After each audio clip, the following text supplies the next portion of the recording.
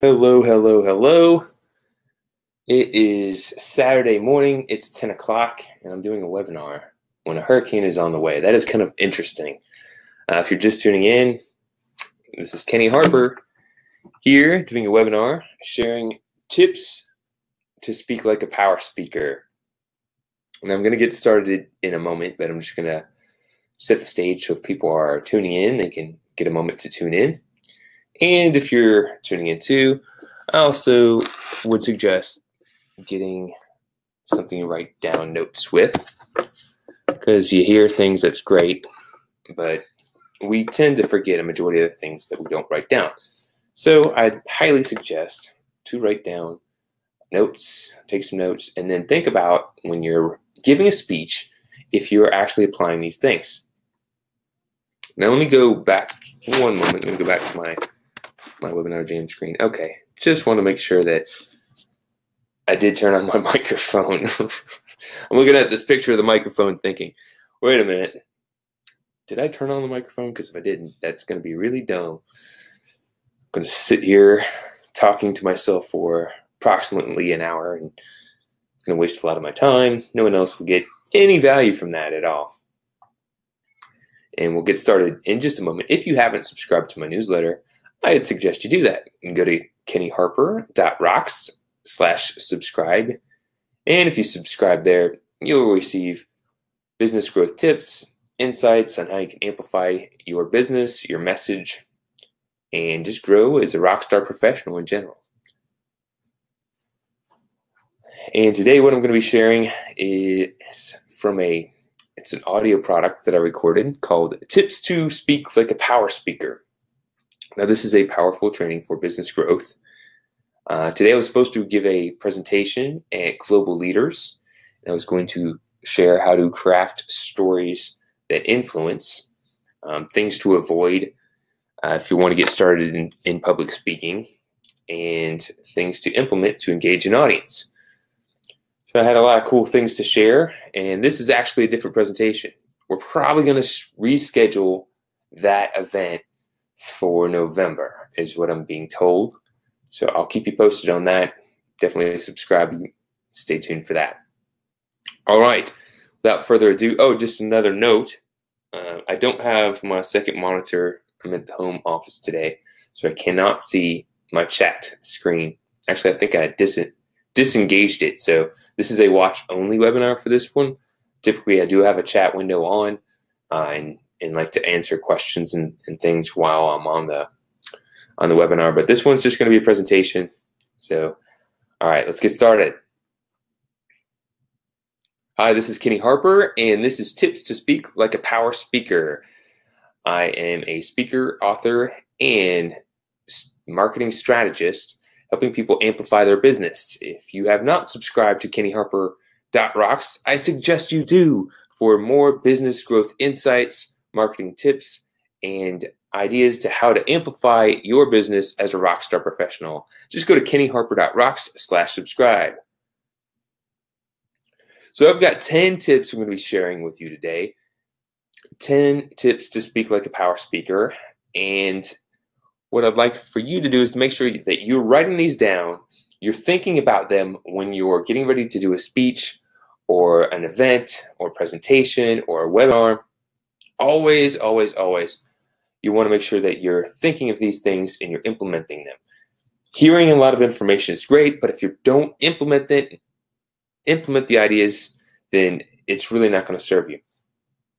So the first tip, this may seem obvious, and a lot of these tips may seem obvious, but again, there's a lot of things we know that we don't implement. It doesn't serve us. So I'm giving you some tips that I've gained, and I've been implementing them, and it's made a big difference for me. So you take these, implement them for yourself. And the first thing we have is to define your intent. So define your intent. What is your intent when you're going to give a speech? What is your intention? That may seem kind of obvious, kind of vague. So, for instance, if you're going to give a presentation, are you there to entertain? Are you there to inspire? Are you there to teach something? Are you trying to influence? What is your intent when you're giving your speech or your presentation? Why is that so important? Well, you want to know what you're intending to do, so when you're crafting your speech, and you should actually take the time to craft it, not just wing it. When you're crafting your speech, you're able to look at the different elements in your speech, in your presentation, and go back to your intent and say, do these actually help and serve my intention? So what a lot of people do, a lot of people who are giving speeches, they are giving some content, maybe they're teaching, maybe they're educating, maybe they're adding some stories in, but they're not always in line with their intention. So it just really makes a lot of sense that when you intend to do something, you have clarity on that. When you have clarity on what you're intending to do, you can craft your stories, you can craft your instructions, and you can create the flow of your presentation in a way that really helps elevate it and ensure that you're going to get the result that you want. Does that make sense? I know it does. So define your intent. Before you start just hammering away at a speech or a presentation, define your intent. All right, number 2, harness your energy. This is something that I learned and is something I really enjoyed sharing with other people. For those of you who know me, you've known that I started with Toastmasters in 2010. Now, when I started in Toastmasters, by the way, which is a nonprofit organization helping people develop their communication and leadership skills, you can learn more at toastmasters.org. There's clubs all around the world.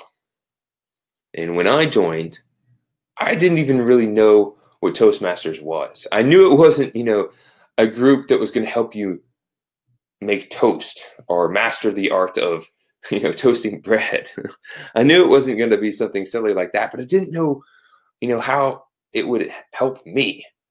I thought it was, about giving toasts at a meeting or giving toasts at a special event. And I thought, I don't give that many toasts, and I really don't know if I need to practice that so much. But as I visited my first club, I realized, okay, now it helps people develop their communication skills. And communication is perhaps the number one skill that you could ever have in your life. Communication impacts everything in your life. It impacts your relationships. It impacts your career. It impacts your interactions with just people that you meet. It can get you out of trouble. It can get you into a lot of great opportunities. How you communicate, how you can influence is really important. And in 2010, I had left the job that I was working at. I was working at an advertising agency. And actually, I kind of hit the ceiling there. I was as high as I could go in my department. And the only way I could elevate was really to get into a higher director's role. Or I was actually a director in my department, but a higher role to do sales and pitches. And actually lacked that skill.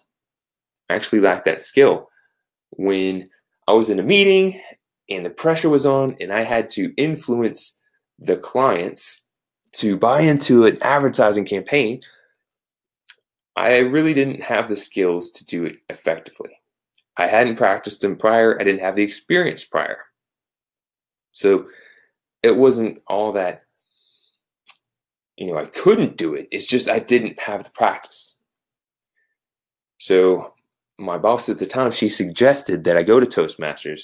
And again, at the point when she first suggested it, I didn't know what it was. So I thought she was just saying I should work on professional development. I ended up joining some other organization. It didn't help refine the skills that she was looking for me to refine. In 2010, I also left that business and started my own business as an entrepreneur, as a freelance web designer. And at that point, I realized I had to work on my communication skills. I had to elevate them if I was going to be successful in business. It's so important. If you want to be a successful entrepreneur, you have to have good communication skills. So I visited my first Toastmaster club. And when I visited the club, I learned about it, and I was welcomed by a lot of great people. And I decided I was going to give it a shot. They had a program. You do 10 speeches, and you can earn a Competent Communicator Award. So I went ahead and did the 10 speeches, and I actually learned a lot. I learned a lot about vocal variety. I learned a lot about facial expressions, gestures, your positioning. I learned a lot. It was a great experience. But one of the things that I already had kind of working for me is I had experience prior to getting in Toastmasters being on a stage. I used to play in music. I used to play on stages in a band. So getting in front of a crowd of people didn't make me nervous. I was plenty fine to get in front of a lot of people. However, when you take away the lights, when you take away the music, when you take away the instruments, and now you're just having to speak your ideas in front of people, that's a completely different skill set. So I actually started to feel some nerves getting in front of people, trying to share my ideas. And now we're getting to this point here of harnessing your energy. A lot of people, when they get in front of a crowded room and they have to give a speech or a presentation, feel this feeling of nervous energy, right? And it just is something that comes over them. I've even heard celebrities like Beyonce admit that even now, after giving hundreds of presentations and performances, she still feels that nervous energy come up. And the thing is, our body and our mind typically doesn't recognize that energy. It perceives it as bad, and it makes us nervous. When we get nervous, it amplifies that energy. When it amplifies the energy, sometimes that can shut our brains down, get us tongue-tied, and let us show fearful signs. When we start showing fear in a presentation, when we look like we're scared or not confident, then the people who are watching us are going to pick up on that. And you'll watch them start turning off. You ever been to a comedy club where they're doing like an open mic, right? And they have comedians come up there and they start, giving some bad jokes, and you could sense the crowd's like, this is not funny. And then you could sense that the comedian is on to the crowd and starts losing their confidence, and they're no longer comfortable, they're no longer confident, and their jokes even seem more sad. It's just a downward spiral. So when we're talking about harnessing your energy, we're really talking about, rather than looking at it as negative, nervous energy, you've got to look at it that it's your superpower. It is your body responding to the energy of the crowd. And you have this superpower. It is there to serve you. When you use this energy and look at it as a positive thing, this is the energy that is fueling your mind with a little bit more blood because your heart's beating. You're breathing, you're getting more oxygen, and you're fueling your body. Start thinking of it that way. Start harnessing that energy and use it to have that great opening. Use it to go through the presentation and be a dynamic speaker. Use it to end strong, right? Can you see how different that would be if you take the energy and you flip it? Now, if energy doesn't bother you, if you don't have nerves, that's awesome, but a lot of people do. And you know what I've found? I've probably given hundreds of presentations at this point, or been in front of hundreds of crowds and spoke, and I don't get nervous for the most part on most stages. But the picture you see on screen, this is me speaking at the Harvard Faculty Club Business Expert Forum up in Boston, Massachusetts. There was over 100 thought leaders from around the world. They had several cameras. They had lights. They had timers.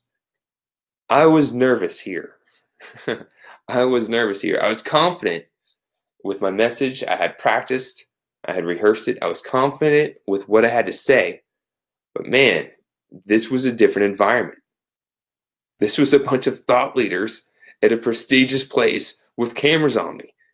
That was a different experience. So having the ability to harness the energy there was really powerful and impactful. So I hope next time you're getting out of your comfort zone, which you should always try to do, and you feel that extra energy, you'll look at it as your advocate, not something that is going to be your adversary. Number 3, getting in the mindset. So this is similar to number 2 in the sense that you have energy that comes and you've got to be able to look at it in the right mindset, right? But you also can get in the mindset of, how are you going to be this presentator? How are you going to be this person that is entertaining, that is fun? What I like to do is I like to identify a couple benchmark communicators, people that I can listen to, that I like their style, I like their energy, and I like how they communicate. And I'll study them. And you want to be authentic, you want to be original, you want to be real when you're doing a presentation. You don't want to copy someone else's style and, kind of be a fake, second version of the speaker that you're copying. But you can get in the mindset of thinking of that speaker, thinking of that communicator when you're getting ready to go up on stage. You can think of that style and think about your opening and get in that energy. Some people like to really take a moment to reflect on some powerful thoughts. They think of their wins.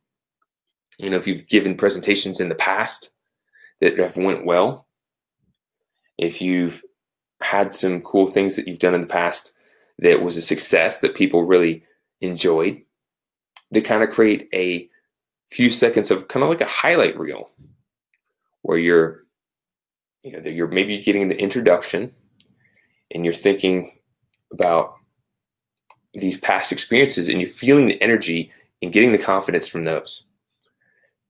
You're thinking about the person that you're following, that benchmark that has those skills, and getting in the mindset. You're getting that energy and you're really ready to start strong and move all the way through the presentation. Communication skills are learned through practice.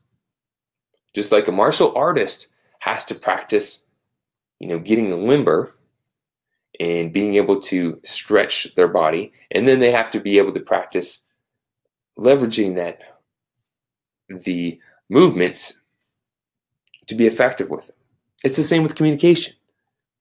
We learn how to do things, but until you practice it, you put it into action, and it works for you, it's not really internalized. So practice is really important, but getting in the mindset is the other part. Because with confidence comes clarity. With confidence, you give a much more effective performance. And with confidence, when you're portraying confidence on a stage, people will listen, they will follow, and that gives you the ability to influence. This all starts by getting that mindset. Mind power is so important. If you have the positive attitude, if you have the mindset that you are going to be great at it, if you have the mindset that you're confident with your message, if you're thinking about other people who deliver things effectively, if you're thinking about your past victories, you are going to be awesome and you are going to be a rock star on the stage. Number 4, connect and engage. This may seem kind of obvious, as a lot of these tips may seem obvious, but if you're not purposeful with implementing these, it's easy to overlook. I've given presentations around the nation. I've given presentations to small groups. I've given workshops to smaller groups. I've given presentations in front of hundreds of people. And when you're giving presentations or doing a speech, it can be easy to get too focused on what you're trying to teach or what you're trying to tell people that you forget to take a moment to actually connect with and engage the audience. And you've got to purposefully do this. And not only got to purposefully add it into your presentation, you've got to make sure that when you're doing it, it is adding value and there's a purpose for doing it as well. So I've also seen and attended many presentations from other speakers and communicators from the workshops, from speeches, at contests, big conferences. And man, I've seen some people that have got people inspired. They've got them motivated. They're getting people excited. Sometimes they get people to jump up and do things. And I've also seen the other hands. I know you have too. Think about it for a moment. How many times have you been to that presentation where you're sitting there, you're looking around, everyone's kind of zoned out, right? You're looking at your phone. You're thinking, oh man, I'm wasting my time. What am I doing here? So boring. You zone out, you start paying attention to other things, and then maybe you start ticking back into the speaker and like, what are they even talking about? I'm totally losing this person. That is the problem that you can come into when you're not connecting and engaging. So think for a moment. Do you currently connect and engage purposefully when you give a speech or presentation? Awesome if you do, and if you don't, you can get started by doing this. How can you connect and engage? Well, there's a lot of different ways to do it. On screen, you see me at a Claim My Stage event where I asked people who are attending to stand up and raise their hands like rockstar professionals and ask them to repeat after me or answer a question. I'm getting them to move, I'm interacting with them and having some fun doing it. Now, the cool thing about this is when you're doing this, this is going to create something that's a bit more memorable. Think about how many presentations or speeches you've attended. Probably in the hundreds, right? Probably. Now think about how many of those can you really remember? Not right now, but take a moment after this and then write down all the ones that you can actually remember, ones that were impactful, that were different enough to remember. They engaged you. They had you feel emotion. So when you're looking to connect and engage, you can ask questions. Does that make sense? There you go. I was doing it right there. You can ask questions. Can you see yourself doing that? I did it again. You can have the audience ask questions. You can call people by name. You can get them to stand up. You can get them to do a dance, raise their hands. There's a lot of different things you can do. You can also be more creative. You can have them huddle and do some sort of group discussion. You can create a game show of sorts. You can get people to tell their story. You can engage them by name. You can comment on them. You can have direct conversations. So there's a lot of different things you can do. Most people don't do this effectively. If you're giving a small speech, under 10 minutes, this may not be 100% necessary. If you are doing a larger presentation for half an hour, 45 minutes, 60 minutes, 2 hours, you definitely want to be doing this. It is said in the 1980s, our attention span was around 20 to 30 minutes. It's a pretty decent amount of time. They say now, in the year 2017, 2018, that the attention span has gone to under a minute. Some in the younger generation's attention spans are even down to under 10 seconds. That is pretty crazy. So the rule of thumb is to try to plan interactivity through a presentation around every 5 to 7 minutes. Something.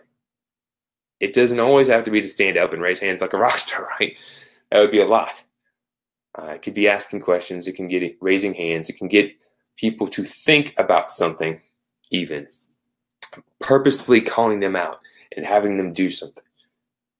If you don't engage with them, the chances of them staying engaged with you are very slim. So be a rock star professional and connect and engage.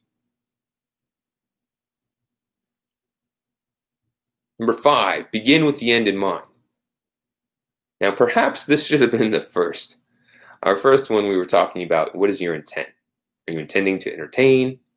Are you intending to instruct, inspire, influence, make people laugh? All of the above.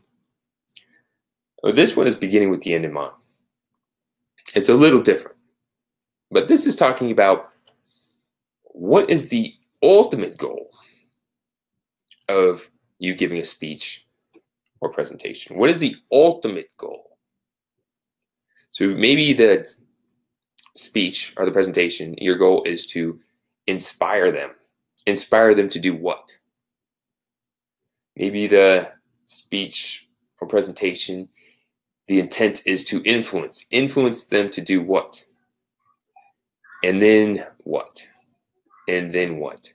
Thinking several steps ahead, down to the end goal of what you're ultimately looking for someone to do. Beginning with the end in mind, creating a path far past the event or the speech itself, so you can really leverage the opportunity. Many people don't do this. And you are tuning in, so I hope that you're going to take this to heart. Really think about this. If you're going to give a speech or if you're going to give a presentation, you have one coming up, think about it.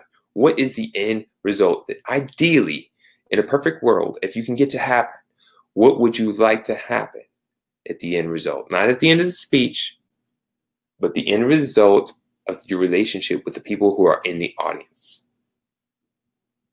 I'll give you an example. So, you know probably by now that I am a speaker, I'm an author, and I am a marketing strategist. In fact, I'm a business growth strategist that helps professionals and entrepreneurs amplify their business so they can have more freedom and fulfillment in their life. That is my mission, that is my goal, that is my purpose.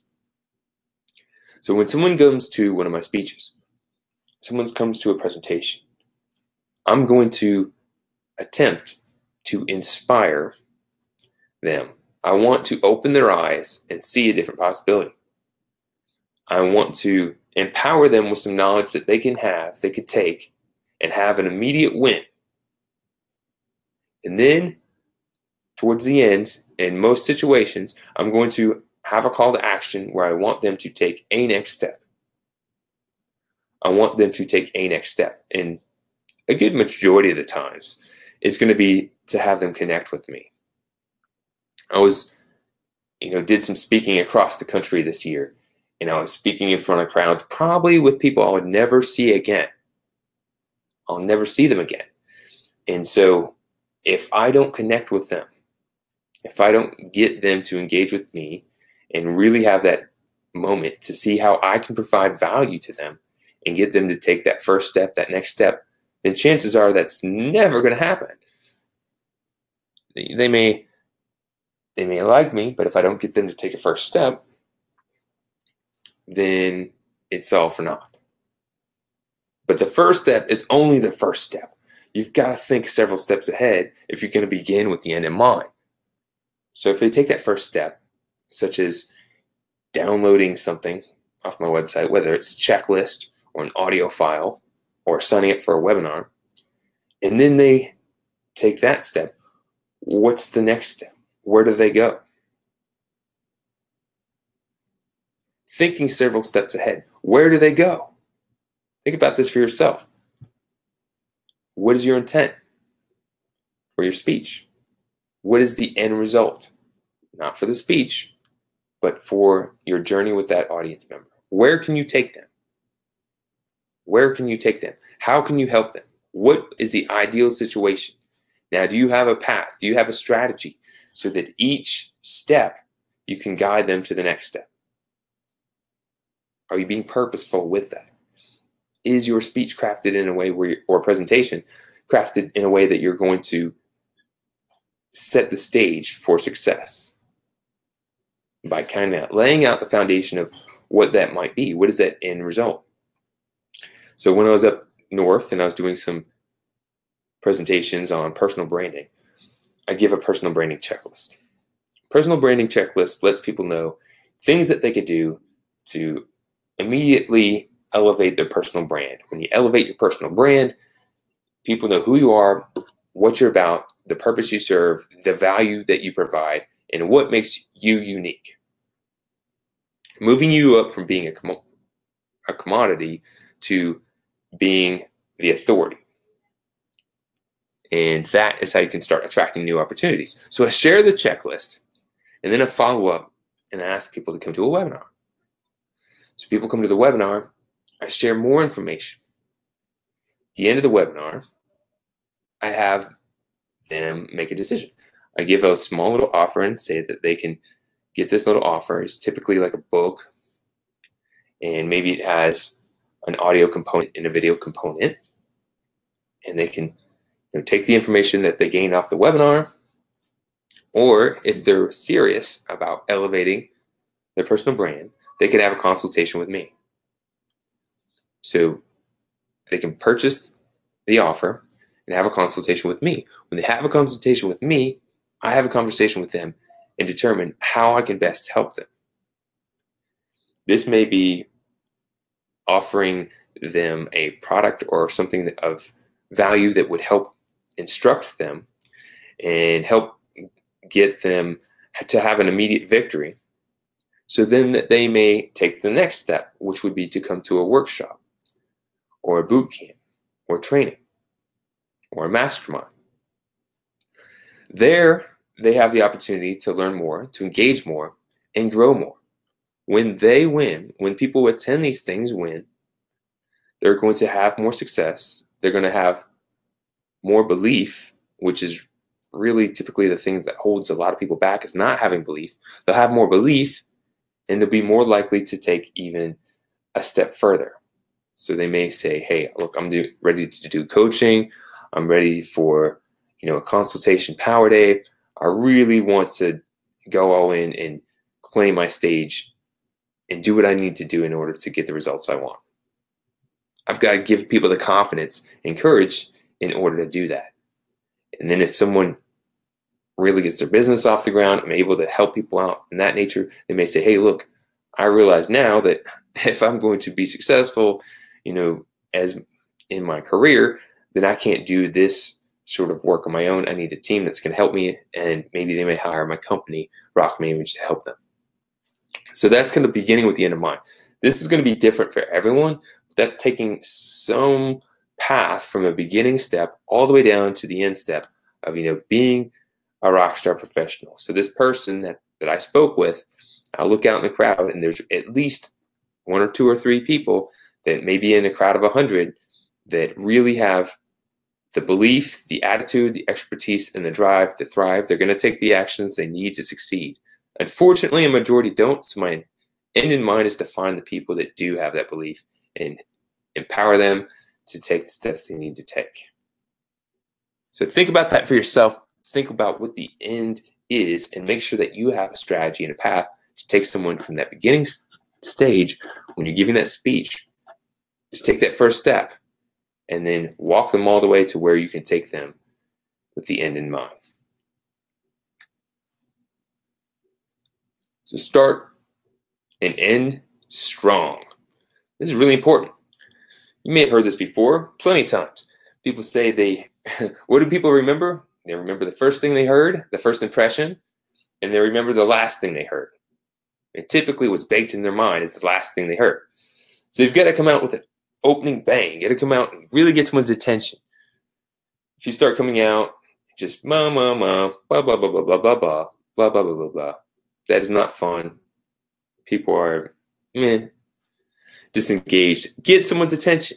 You may have even seen this done where someone's come out, they've said something that was so striking, everyone's like, that's the little scratch of the record. Everyone stops what they're doing, pays attention, is totally into the message. So have something that's going to be very powerful, and then practice that start. The middle is important. Yes, you want to guide people through. You want to be engaging, but that start is so important because everything else of how they're buying into you really depends on how they have that first impression. So really make sure that you're going to start strong and you're going to get that immediate attention, immediate rapport, and then end strong. End strong. And I'll share a story real quick. This is actually an embarrassing story because it was a flop. When I started to go out and do speaking a few years ago, I was trying some speaking engagements, and I had wrote my presentation, and I had a decent opening, and I had a pretty decent presentation, but I did not have an ending crafted at all. And so I'm up there, and then I get to the end, and then I'm kind of doing one of those things. I've seen other speakers do it, where like, okay, and so that's what you really need to do, and then if you need to do anything else, you can always do this, and then you keep on going, and then people are looking at each other. They're wondering what's going on here. You're wondering, I don't even know how to get this done, and then sometimes you just okay. And people don't even know you're done. They don't know to clap. And then maybe someone does that and get a couple claps, right? Oh, that can be embarrassing. But if you really plan for it, you can get a thunderous applause. You can get people to stand up from their seats. You can actually ask them to stand up from their seats. I've done that a few times. And sometimes, it's fun to do. I mentioned in one of the other tips that one of the things I've done at the end of a presentation is I get people to stand up, raise their hands like rock stars, and they're repeating an acronym that I give to them in the presentation called I rock. So ask them a question and they say, I rock. I get them to do that 3 times, and I make it fun. So by the end, people have, they're standing up, their arms in the air, they have energy, they're on a high, and then I end with a good close and I get a good applause. So they're going to end on a high note. And I'll come up, typically people come up after a presentation and they'll say, man, that was really fun. You're such an engaging person. You have a lot of energy. That's really cool. I've had other speakers come up to me and say, thank you for waking up the crowd. Man, they were starting to fall asleep. And you spoke directly after lunch. Good job. So when you're writing a speech or a presentation, take time to write the whole thing out, practice the whole thing, but then also just focus on practicing the start and practicing the end. Don't worry about practicing the whole thing at once. Just say, I'm going to take 2 minutes and practice my start. Practice that like 4, 5, 6, 7, 8, 9, 10 times, depending on where you're at, how comfortable you are, the importance of the speech. Do that with the end. Take your 3 to 4 minutes, however long your end is, and practice that several times. Really get those important parts practiced, refined, being awesome. And then you'll be able to start and end strong.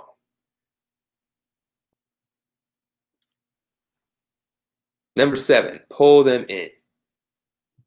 So when you're pulling people in, there's a lot of different ways to do this.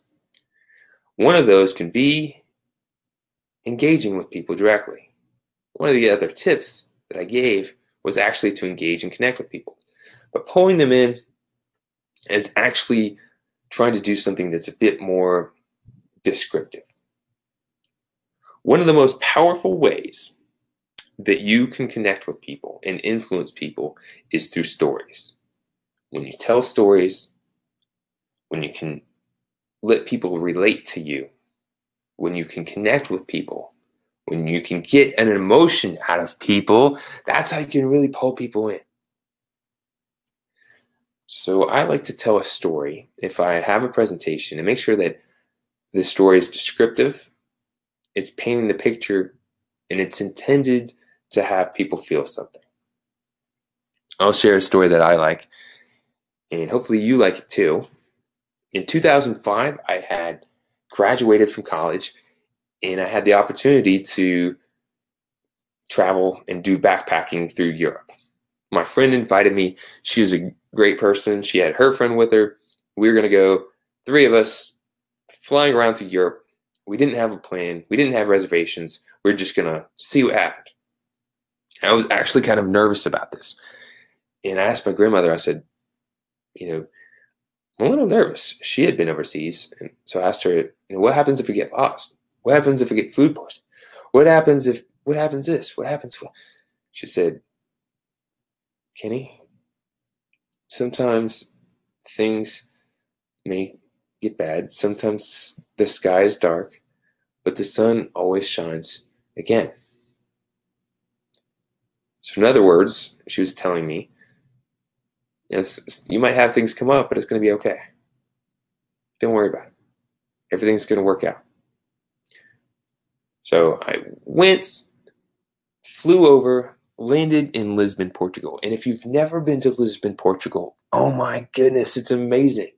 I stepped off the plane and was greeted, stepped off the plane because we walked off to the runway, and I was greeted by this gust of cool, refreshing air right off the coast, and immediately went downtown Lisbon, and it was so beautiful. There's all these wonderful buildings, paintings, pieces of artwork, musicians playing through the street, the smell of fresh seafood and Portuguese cuisine flowing through the cobbled streets.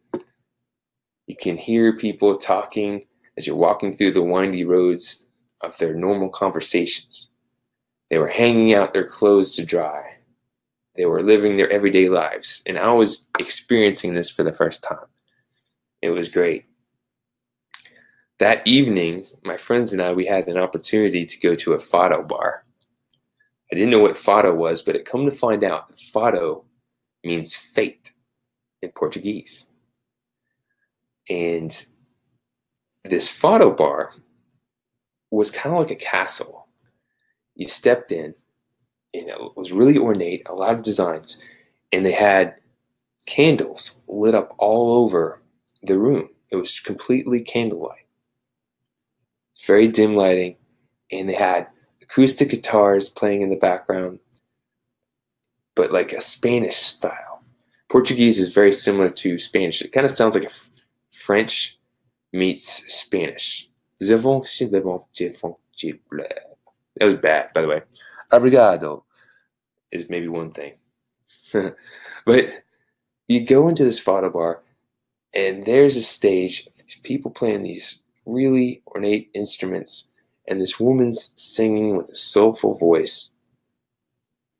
And you can hear the sadness and beauty behind her voice. Sitting there, everyone's being really quiet, listening to this soft music and seeing the glow of the candles, the smell of the wine. So we drank it, sitting there, just enjoying this moment, being in the moment, and realizing, wow, I'm in Lisbon, Portugal. This is amazing. That was one of the coolest parts of the trip. It was the very start of a 4-week journey. And I didn't even realize all the places I'd go. I went to Spain. I saw the running of the bulls. I went to Italy. Saw the Colosseum. Germany. Amsterdam. And back to Paris. The 4 weeks that followed that first night in Lisbon were filled with a lot of interesting things. Highs and lows. Being lost. Losing things. Everything that could go wrong kind of went wrong, except for I stayed safe at least. And everything that could have gone right went right too. But the biggest thing that was crazy was on my way back to Lisbon. I was in Paris, and I was leaving my friend. She was going to go back to a different route home, and I was going to go take an overnight night train to Lisbon. And when I did this, I didn't realize how crazy it was going to get. So get this. When we arrived in Paris, we were thinking, we're in Paris for one night. We can either get a hostel and go to bed and get a good night's sleep, or we could stay out late and go explore Paris. And that's what we decided to do. We had to see the Eiffel Tower. There's a lot of cool places in Paris. You have one night there, you got to go see things, right? So we're in Paris, and we stay up till like 3 o'clock in the morning. And then we thought we were going to go get a hostel. And every other place we went to, we could pretty much find hostels relatively easily. In Paris, we had some challenges at 3 o'clock in the morning finding hostels. All the cheap places were taken, and all the hotels, the cheap ones, were taken. So the only ones we could go to were costing like 400 euros, which is approximately 600 American dollars. And it was coming up on 4 o'clock in the morning when we found that. We thought, man, do we really want to get this for $600 just to be there for a few hours? So we said, let's all-nighter. Let me ask you this. Have you ever stayed up all night? Does it make you feel great? You remember what that feels like to stay up all night? It doesn't feel that great. Even in your 20s, all-nighters only work if you're going to sleep at some point the next day. But no, we were in Paris the next day, walking around through the whole day. So after backpacking for 4 weeks, we were now in Paris, as tired as we can be. Bones hurt, that feeling of almost like feeling drunk because you're tired. You're a little bit delirious. You can pretty much pass out anywhere. So tired. And we just wanted to get going. Now, we went our separate ways. She went to her place, and I went to get on the night train. And this is where it all went down. I get on the night train, tired, exhausted, ready to go to sleep. And I get to my cart, and I'm excited because what I see there is a bed, which is a bonus because I didn't buy a ticket with a bed. I just scored this bed. I didn't even know how I got it. So I'm thinking, oh, wow. Oh, I haven't got a bed. I'm going to get something to eat, and then I'm going to take a nap. I'm going to go to bed, and I'll wake up in Lisbon, and I'll fly back the next day. It's going to be awesome. This has been a great trip. Well, before I could get any food, before I could take any rest, the security guards started coming around, and they were checking the tickets to make sure you had the right tickets to be on the cart. And they get to my cart, and they look at my ticket, and the guy starts, Je vais like, what? That was my bad French, fake French there. I'm like, I don't speak French. Sorry. It's like, c'est quoi bleu? I said, well, okay, I don't know what he's saying, but he's starting to look a little agitated. So we find this girl she sits sitting in there. She speaks English. And I say, do you speak English? Of course, she says, a little bit. I said, well, what are they saying? They said, you have to get off the train. I said, what? She's saying, yeah, there's something wrong with your ticket. You have to get off the train. I said, no, I just bought this ticket, and it says it's going to Lisbon, and this is the train. We're going to Lisbon, right? She's like, yeah, but something wrong with your ticket. So at first, I was thinking, maybe they would have kicked me off because I wasn't supposed to have that bed, but no, something was wrong with the ticket. So close to midnight, they drop me and 10 other random people off somewhere in the middle of nowhere in Spain at this train station that they dropped us off in. There were no places open. It was like being dropped off in a desolate farm village. And we're just 10 people sitting there at a train station. Nothing open, no food, and I had been up the whole night before. I was so tired. I was so exhausted. And my flight was leaving in the morning, and I'm sitting there with no plan. I was about ready to lose it. I didn't know what to do. I've got all my stuff there, my backpacks, and I'm ready to pass out. I'm going to stay up through the night to hopefully have this train station open, I would miss my flight in the morning. Oh man, I was getting so upset. And there were other people there. They were getting upset too. They were starting to fight over things. They were yelling at each other. It was getting violent. I'm like, I don't even know what to do. There's people that were leaving the station. They were walking off into the distance. We didn't know where they were going at all. And it all came, I started, getting upset, and it all came down to, I just remember what my grandmother said before I went on the trip. Sometimes the sky is dark, but the sun will shine again. So I realized at this moment it was nighttime. I had many hours to go. It was dark. I was not happy. But the sun will shine again. And I calmed down. And I took a breath. And I just enjoyed that moment. A couple hours later, luckily a bus came, picked us all up, and took us to Lisbon. I was able to catch my flight, and we left early the next morning. So as I'm telling this story now, this is a way, I'm giving an example, rather long example, but an example, I hope you enjoyed kind of hearing that story, of pulling them in, telling a story that really gets them to think about things. It's not trying to teach, it's not trying to do anything particular, but it's trying to entertain. It's trying to paint a picture, pull people in the moment, being descriptive. So people are using their senses, they're trying to imagine things, and when they're imagining things, they're getting into a different part in their mind.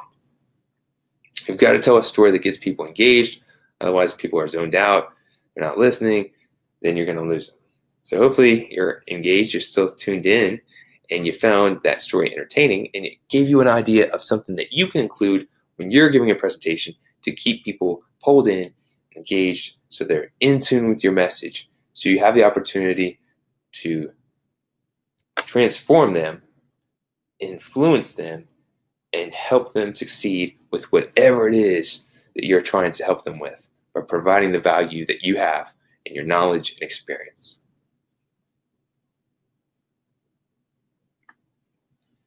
Connect and engage. I think I may have talked about this one already. I may have not changed this slide topic. I wonder what this was supposed to be. I'll have to redo this one. So this is, again, connect and engage. I'm not even going to talk about that. I'm going to pop it over.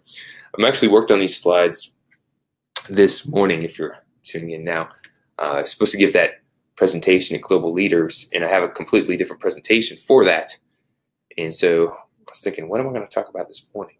And then I remembered I had this, tips to speak like a power speaker training that I did before. And I thought I'd put this together and share it. So that's what I'm doing now. So this slide apparently didn't get changed. So there you go. I have a hurricane on the way. I'm doing a webinar. I hope you're gaining something from it. All right, so number 9 is pretty straightforward. Number 9, record and refine. Let me ask you a question. Do you currently record your presentations? Do you record, then analyze and refine your presentations? If you don't, you need to start. If you do, great. But most people don't. Most of the people I know who speak, even some of the greater speakers, they don't record. They don't really pay attention. Here's the thing. There are things in your speech that work well, that look good, that are sharp, that are polished. And there's things that probably are not. There are some habits that you may have that you don't realize. Almost guarantee it. It could be a tick that you might just go. You can say so a lot. I know that's one that I've been trying to iron out of my speaking. So what you need to do, you need to stop saying so. Some people, Others, they're looking squirrely. Maybe they're putting their hands in their pocket. Maybe they're pacing back and forth on a stage.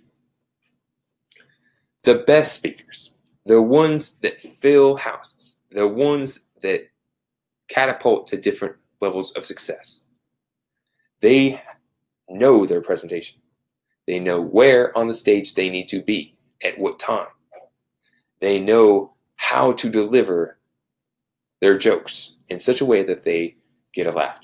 They know how to call to action to get people to take certain actions.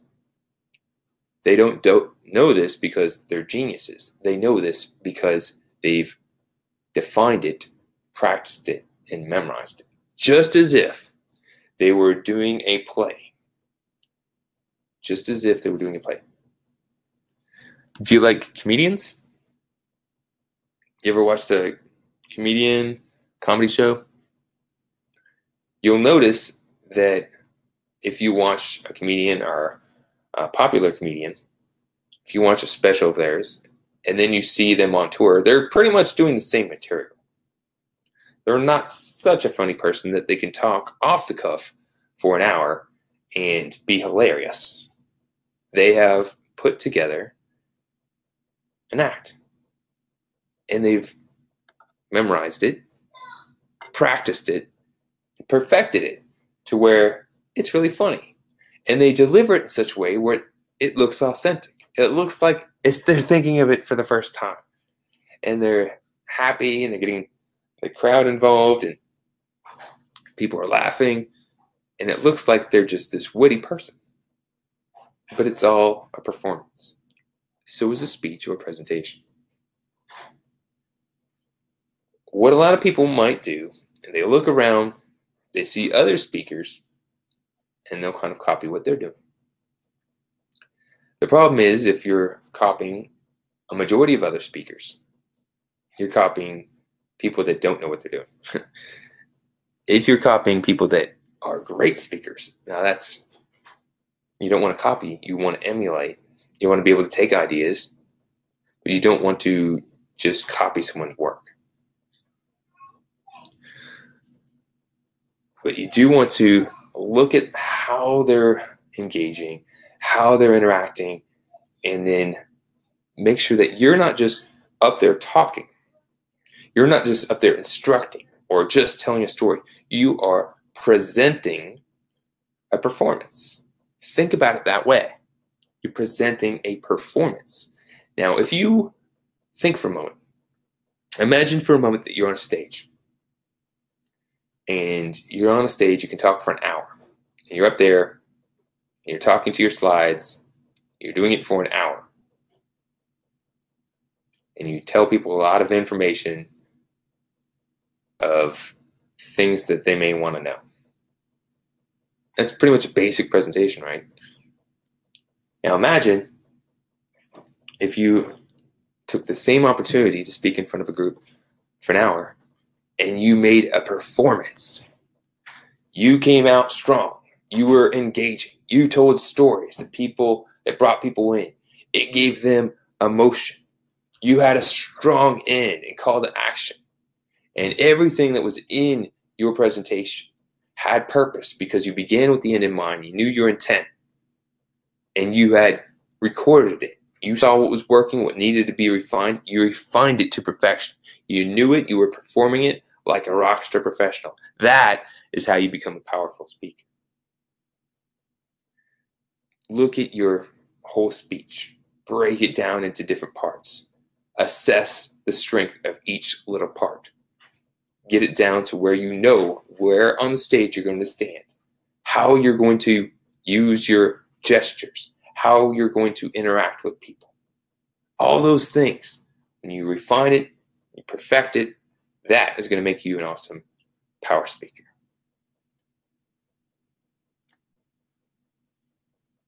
And last thing I wanted to share with you, number 10, is always have a speech. Always have a speech. Always have some sort of presentation on file. If you're going to be a power speaker, if you're going to be looked at as a speaker, you want to have one, at least one, on file, in your memory, ready to go at any time. Say, why would you want to do that? Well, the opportunity may come where you have to give a presentation without your slides. An opportunity may come where you get an opportunity to, that was too many opportunities, where you get an opportunity to go on TV or a radio interview. You may get an opportunity to give a presentation that you hadn't prepared for.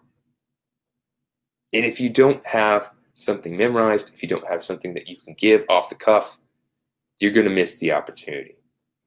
It's not going to work out nearly with the same results that you want, right?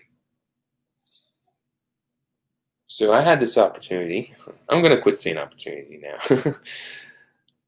A few months back, I was at a professional event, and they had a speaker that was scheduled to speak. And they were from out of town. And the speaker had some travel issues. They weren't making it. This was the day of the event. There was a lot of people in the room there to see a speaker, and the speaker was a no-show. I thought to myself, I'm a speaker. Thought to myself, I've given plenty of presentations. I have plenty of stories. I know my stories. I thought to myself, I have no idea what I'm going to tell these people because this is a different, slightly different crowd. But when you have things already crafted and you have them already memorized and you have them practiced, you can assemble something, even if it's not done to perfection, you can assemble something that's pretty good and be able to deliver it off the cuff and provide value. And that's what I did. I thought for a moment, if I do this, if I get up in front of the stage and take a swing, strike out, that's going to be embarrassing. It's going to be embarrassing to get up there and not know what I'm doing. It's going to be embarrassing if I didn't know what to say and people didn't resonate with it. But I took a minute to get in the mindset and said, I'm a rock star professional. I'm a professional speaker. I know how to do this stuff. I know how to entertain. So I told the meeting planners, hey, look, I can speak. I'm a distinguished Toastmaster. I'm an award-winning speaker.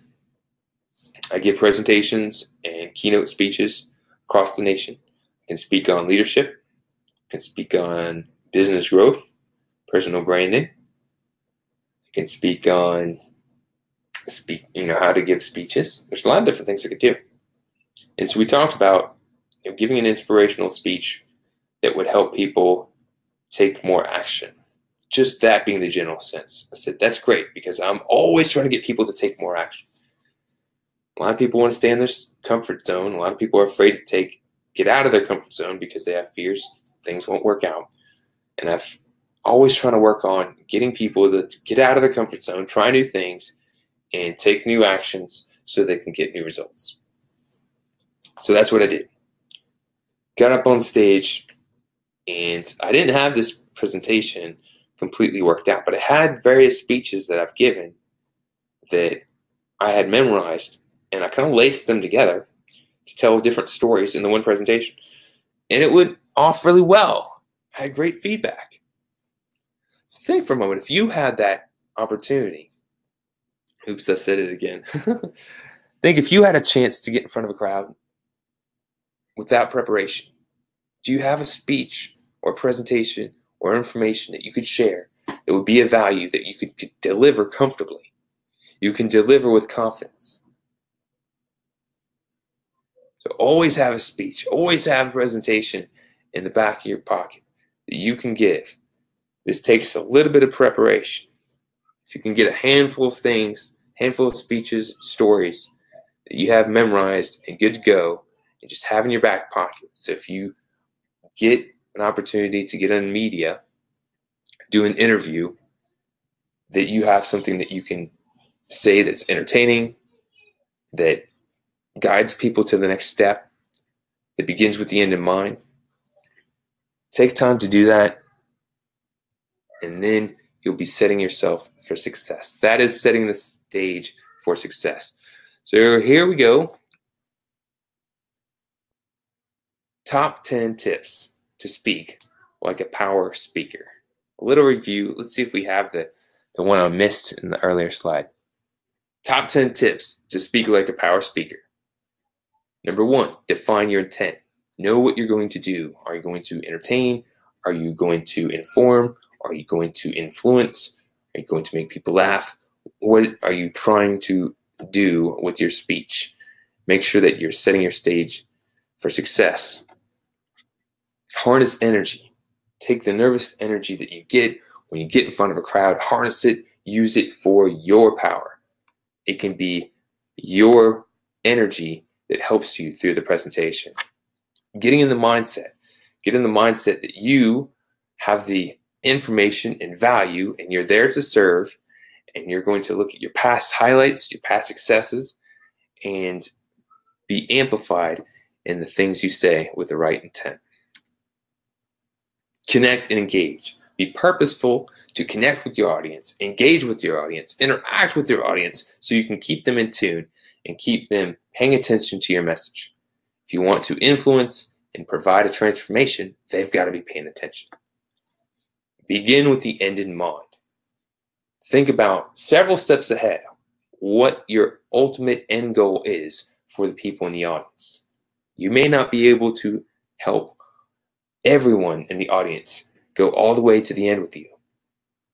But if you begin with the end in mind and purposefully guide the path, you're going to increase the chances of helping some people get to that end stage. Start and end strong. People remember the first and the last things you say, so begin your presentation strong, impactful, grabbing people's attention immediately, and end strong with a call to action that gets people excited, motivated, and determined to take the next step. Pull them in.